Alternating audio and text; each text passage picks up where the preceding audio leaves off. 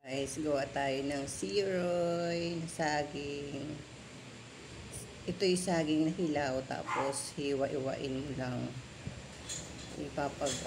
Apatin mo lang yung isang saging. Pwede yung medyo maliliit. Tapos papakuluan mo lang sa tubig na asukal. Parang ang procedure din niya ay yung nagmamatamis ka ng saging na hinog. Pero yun nga lang, hilaw. Shoutout sa aking mga kapatid. Madalas namin gawin yan, lalo na pag may bagyo. Ayan guys, hiwa-hiwa lang tayo ng saging.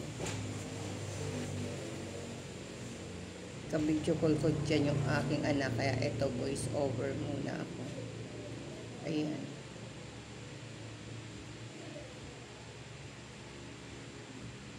Pag nahiwa na yan, lagyan natin ng asukal at tubig.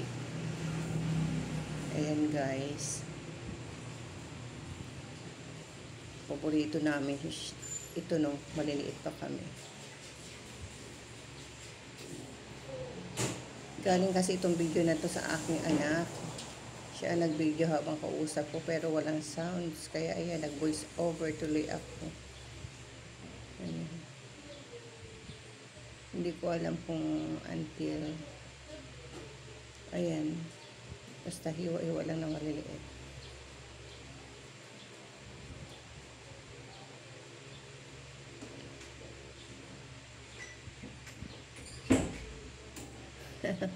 Ayan, nagdadaldal kasi ako dyan gawa ng aking bunsong anak.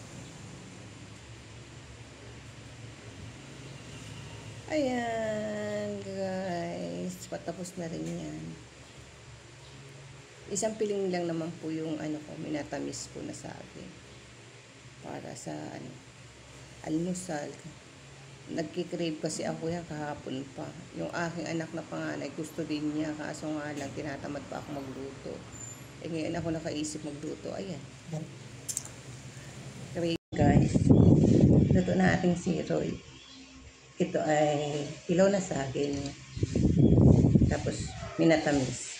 Parang nagmatamis ka ng hilaw na saging pero hilaw. Tapos iwan na lang ganyan.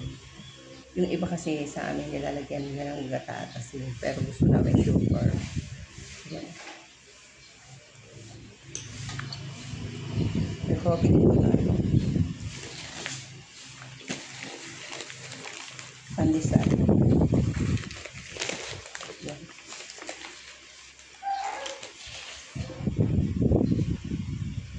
Pandesal natin.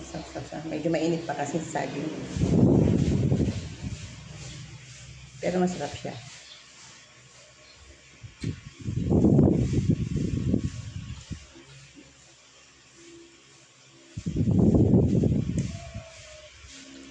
Sino relate nagsasawsaw ng pandesal sa kape?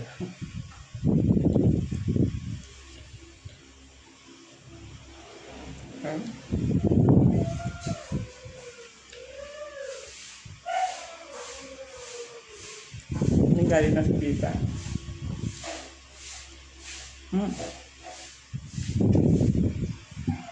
Mainit pa kasi ito.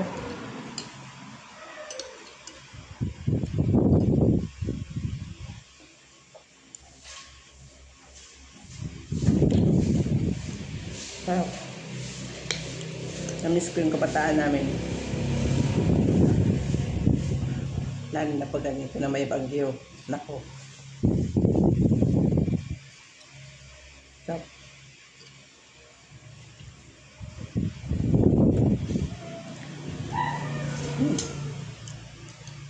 Thank you Lord, your blessing. Ayan guys, ang ating siroy. Luto na yan. Ayan. Hilaw yan na saging na iniiwa mo, tapos minatamis mo. Hindi yan hinog, hilaw. Good morning guys. Yan, medyo mainit na. Anong oras na ba? 9:47. Ito, anihin ko na yung talong. Kunin na natin. Yan. Manalbos din tayo. Itong mahaba na. Gagawin natin salad. Kasi Ang ulam natin ay pork steak. Kasi nagbabaon yung aking anak, kaya magsasalad tayo. Lalagyan lang natin to ng sibuyas, kamatis, konting salt. Ayan. Yan, kuha tayo. Kasi masyado lang mahaba. Bawasan natin. Ayan. Sayang nga yung iba na nag-aray kong langgam, nagkabaso Magdidilig din tayo. Ay, nabunot ko. Sorry naman. Magdidilig din tayo kasi medyo tuyo. Yan. Kasi na mahaba.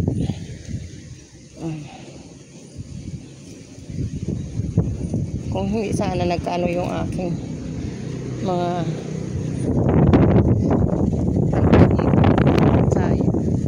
kasi napapakinabangan talaga yung talbos. Mahilig ako magsalad lang yan. I-blend. Lunch lang natin. Tapos yun na. Ayan. Ang aking kalamansi na ang gaganda. Yan. Gaganda ng kalamansi ko. Yan. Ito, papaya. Ewan ko, bunutin ko na kaya ito. Wag. Ayun Itong papaya na ito, itatanim natin siya kabilang lupa yan. Mga ilan lang naman din kukunin ko dyan. Kasi parang din yun medyo lubog ng kaunti. Lumalaban ang aking sitaw. Ayun, ang daming bulak sitaw. Sorry naman, sitaw ang palaya pala, ang palaya po, ayan ang daming bulaklak sa taas na palaya. Sitaw, kasi paborito ang sitaw. Ayan, ang sitaw. Tubo na siya.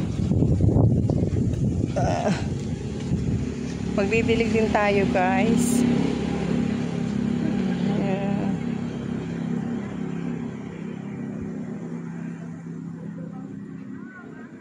Umano din yung tumubo yung rambutan. Ito dito. Hindi ko alam kung magadiretso yan. Pero nag-aano siya Ito. Siguro magadiretso din yan. Ayan. May peche pa dito. Kadiretso. Yung ating pipino, medyo malaki-laki na rin. Andun. Kahit makakatikim din tayo kahit isang pipino. Yan. Medyo mainit kaya magdidilig ako, guys, ng ating swamp fertilizer kasi sobrang dami na. Saka durog na. So, ayan lang, guys, ang update sa aking rooftop garden. So, maganda na ang panahon. Ayan, pero medyo mahangin pa rin. Itong ating itlog na nalanggam. Ayan. Ayan, guys. Ang ating rooftop. Magdidilig tayo. Ayan, ating mga ampalaya. Maraming bulaklak. Yeah. Yan, guys. Ingat po tayong lahat. Happy Wednesday. Katapusan na. Ang bilis ng August na, mag-board na.